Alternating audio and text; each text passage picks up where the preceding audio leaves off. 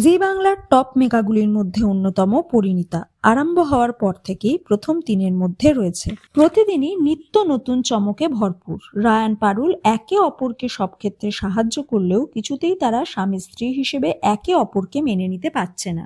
হয় ভালো বন্ধু, নয় প্রতিযোগী। তাদের 6 মাসের মেয়াদ এখনো শেষ হয়নি। বসু পরিবারের মাথা আশুতোষ বসু শর্ত দিয়েছিলেন 6 মাসে রায়ান পারুল একে অপরকে সাপোর্ট না করলে তিনি ডিভোর্সটা মেনে নেবেন। অথচ গল্প বলছে অন্য কথা। প্রতিটা এপিসোডেই দেখা যাচ্ছে যে কোনো কঠিন পরিস্থিতিতে তারা একে অপরের পাশে দাঁড়াচ্ছে।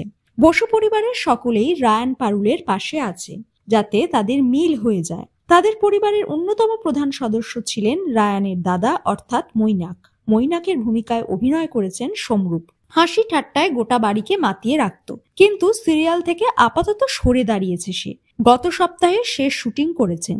এই প্রসঙ্গে আশুতোষ বসু অর্থাৎ সুব্রত গুহরায় বলেন, আমি আজকাল কাউকে কিছু বললেই প্রায় মহাপুরুষের বাণীর মতো হয়ে যায়। কিছুদিন আগেই বাড়ির বড় নাতিকে বললাম, তোকে আর কেউ আটকাতে পারবে না। সত্যিই পারলো না। তোকে খুব মিস করবো রে, আর আমাকে একদিন কফি খাওয়ানোর কথা ভুলিস না।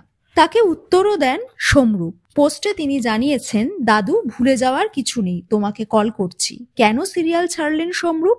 অভিনেতা সুব্রত গুহরায়ের কথায়, কিছু ব্যক্তিগত কাজে ব্যস্ত থাকায় মৈনাক কিছুদিন বিরতি নিয়েছে। ওর সিদ্ধান্তকে আমরা সম্মান করি।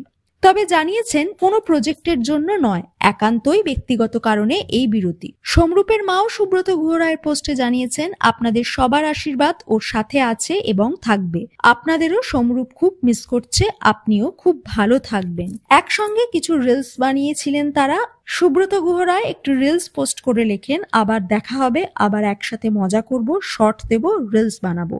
মৈনাকের বিদায়ে মন ভার দর্শকদের। একজন লেখেন, এত মজার চরিত্র না থাকলে সিরিয়ালের মজাই অনেকটা কমে যাবে। আর একজন বলেন, সমরূপটা খুব মিস করছি অলরেডি, তুমি ফিরে এসো।